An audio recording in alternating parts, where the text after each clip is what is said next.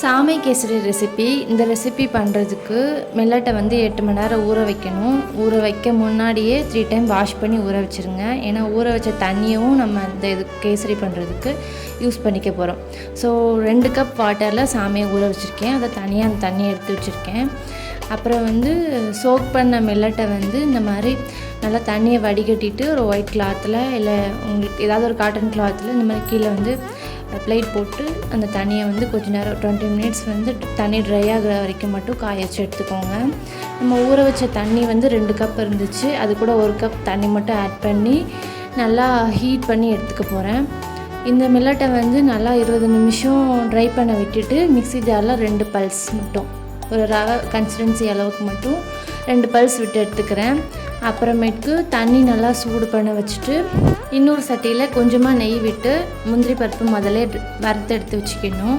அதுக்கப்புறம் அதே நெய்யிலே நம்ம 2 பல்ஸ் விட்டு எடுத்துருந்த சாமக்குருணையும் ஆட் பண்ணி நல்லா ரோஸ்ட் பண்ணி எடுத்துக்கணும். இது வந்து ரோஸ்ட் பண்ணும்போது கண்டிப்பாக லோ ஃப்ளேமில் தான் இருக்கணும். லோ ஃப்ளேமில் வச்சுட்டு தான் மில்லட்டை வந்து எப்போவுமே நீங்கள் ரோஸ்ட் பண்ணணும். ஹை ஃப்ளேம் மீடியம் ஃப்ளேம் வச்சிங்கன்னா கண்டிப்பாக கருகிடும். ஸோ பார்த்து மில்லட்டை ஹேண்டில் பண்ணுங்கள்.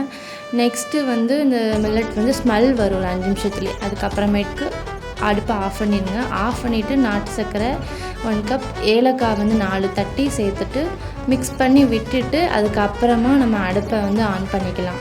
இதெல்லாம் ஆன் பண்ணி வச்சுட்டே கலந்து விட்டோம்னா கண்டிப்பாக அதோட டேஸ்ட் அண்ட் டெக்ஸ்சர் மாறிடும். ஸோ அடுப்பு ஆஃப் பண்ணிவிட்டு எல்லாம் கலந்து விட்டுட்டு நம்ம ஹீட் பண்ணி வச்சுருக்க 3 கப் ஹாட் வாட்டரையும் இது கூட ஆட் பண்ணி நல்லா கொதிக்க விடணும். ஹாட் வாட்டர் ஆட் பண்ணதுமே மேலே தெறிக்க ஆரம்பிக்கும். ஸோ வந்து அடுப்பை வந்து லோ ஃப்ளேமில் வச்சுக்கணும். பயப்பட வேணாம், லோ ஃப்ளேமில் வச்சுக்கிட்டிங்கன்னா உங்கள் மேலே தெரிக்காது. அதுக்கப்புறம் ஒரு 5 நிமிஷத்துல இந்த அளவுக்கு நல்லா கெட்டியாக இறுகி வந்ததுக்கப்புறமா நெய் வந்து ஆட் பண்ணிக்கணும். நெய் சுற்றி ஓரங்களில் ஒரு 1 டேபிள் ஸ்பூன் ஊற்றி விட்டுட்டு இந்த மாதிரி மூடி போட்டு மூடி ஒரு 10 நிமிஷம் அப்படியே வச்சுருங்க. கை எதுவும் போட்டு கரண்டி வச்சு கிண்டக்கூடாது. 10 நிமிஷம் லோ ஃப்ளேமில் அப்படியே விட்டுட்டிங்கன்னா குக் ஆயிரும். அதுக்கப்புறம் கூல்டவுன் பண்ணுறதுக்கு ஒரு 15 நிமிஷம் விட்டுருங்க. ஏன்னா மில்லட் வந்து குக் பண்ண உடனே சாப்பிட்டோம்னா ஒரு மாதிரி கெட்டி ஆகாது. இந்த ஸ்ட்ரக்சர் வர்றதுக்கு ஒரு 15 மினிட்ஸ் வெயிட் பண்ணணும். ஸோ 15 மினிட்ஸ் கழித்து நீங்கள் சர்வ் பண்ணலாம். சூப்பராக இருக்கும்.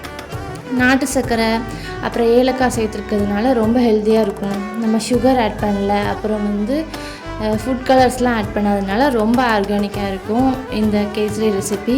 உங்கள் வீட்டில் என்ன ஃபங்க்ஷன்னாலும் கண்டிப்பாக ட்ரை